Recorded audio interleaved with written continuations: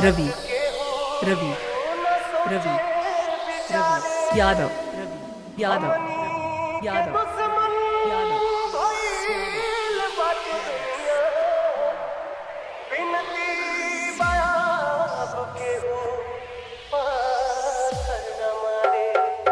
आपके चेहरे पर तो मुस्कान पर आंखों में अलग ही दर्द झलकता है। लगता है किसी गलत इंसान से आपने दिल लगा लिया। मैंने कहा इसमें गलती उनकी नहीं, क्योंकि प्यार तो मैंने था उनसे किया, उन्होंने मुझसे नहीं। समय ही ना हो अगर किसी के पास, कि समय ही ना हो अगर किसी के पास, तो क्यों पूछते हो कैसे हो आप? हर बार सोचते हैं आज कहे उनसे कुछ दिल की बात।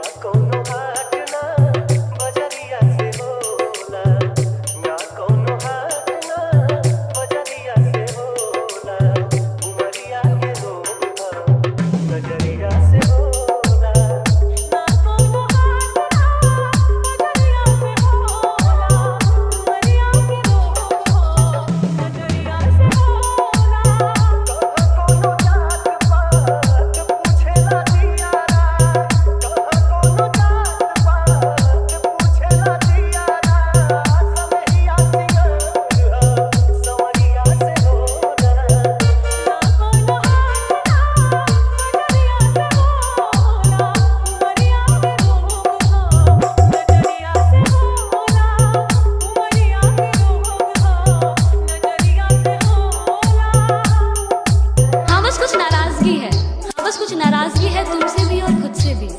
हम इस रिश्ते को एक और मौका दे ना पाए, प्यार होते हुए भी इस रिश्ते को बचा ना पाए, अपने गुरूर को इश्क के सामने गिरा ना पाए।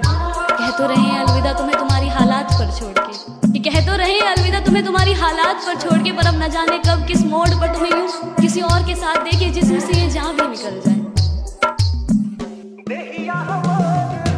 रवि रवि रवि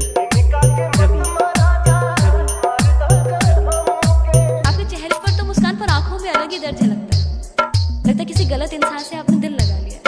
मैंने कहा इसमें गलती उनकी नहीं, क्योंकि प्यार तो मैंने था उनसे किया, उन्होंने मुझसे नहीं। समय ही ना हो अगर किसी के पास, कि समय ही ना हो अगर किसी के पास, तो क्यों पूछते हो कैसे हो आप?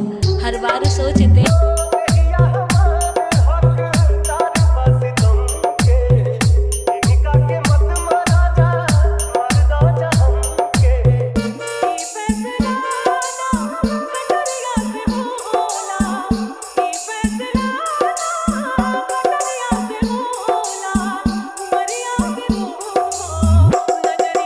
रवि यादव रवि यादव रवि यादव रवि यादव रवि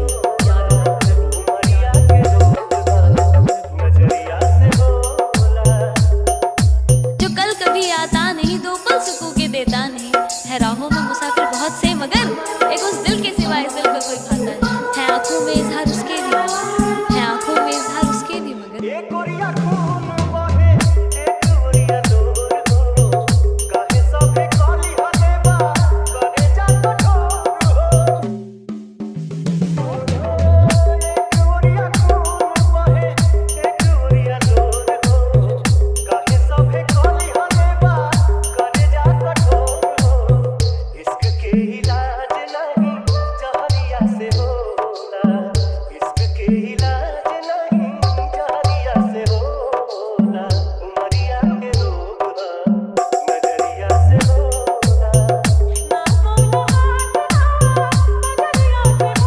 रवि रवि रवि यादव यादव यादव यादव